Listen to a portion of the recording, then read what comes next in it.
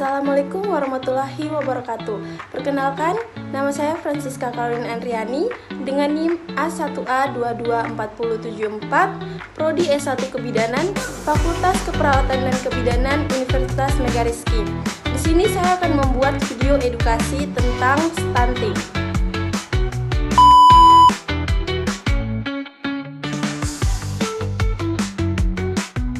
Apa itu stunting? Stunting adalah kondisi gagal tumbuh anak akibat kekurangan gizi kronis, terutama dalam 1000 hari pertama kehidupan sejak kehamilan hingga usia 2 tahun. Periode ini merupakan masa emas yang tidak dapat diulang, sehingga pencegahan harus dimulai sejak hamil. Yang berikutnya penyebab utama stunting. Stunting disebabkan oleh beberapa faktor. Yang pertama, asupan gizi yang tidak cukup. Yang kedua, kurangnya gizi pada ibu hamil. Ketiga, infeksi berulang seperti diare. Keempat, sanitasi buruk. Dan yang terakhir, pola asuh yang tidak tepat. Yang berikutnya, bagaimana sih kita mengetahui ciri dan gejala anak stunting?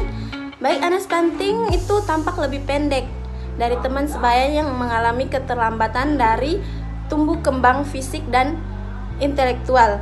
Yang kedua, berat badan tidak naik sesuai usia. Yang ketiga, perkembangan kognitif terhambat.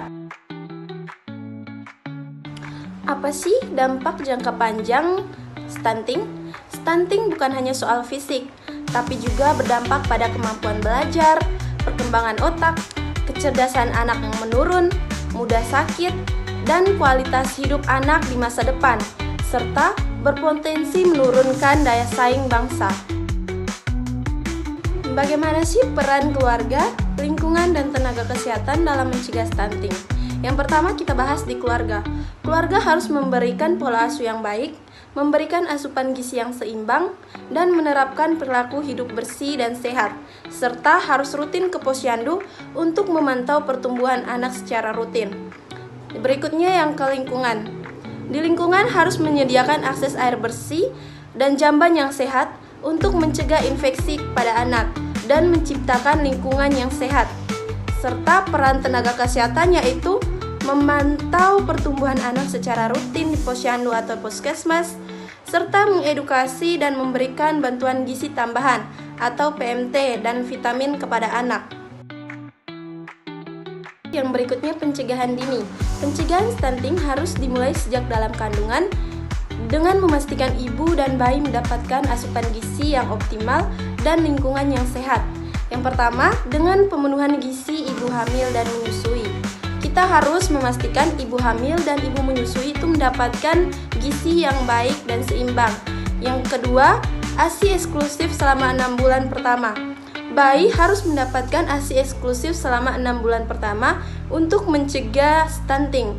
Yang ketiga, MPASI atau makanan pendukung ASI yang bergizi dan seimbang. Yang keempat, imunisasi lengkap dan sanitasi yang bersih. Baik, di sini juga ada pola makan seimbang. Ini mengacu pada pedoman isi piringku. 1 piring makan anak dibagi menjadi beberapa bagian utama.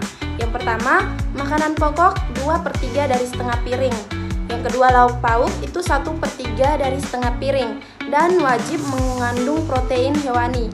Yang ketiga, sayuran 2/3 dari setengah piring lainnya. Yang keempat, buah-buahan itu 1/3 dari setengah piring lainnya. Baik, yang terakhir, pesan saya untuk orang tua, stunting bukan hal yang biasa. Ini adalah tanda bahwa anak kurang gizi dan beresiko mengalami gangguan tumbuh dan kembangnya. Stunting ini bisa dicegah mulai dari kehamilan dengan gizi yang cukup, ASI eksklusif, MPASI yang bergizi dan seimbang, serta rutin ke posyandu.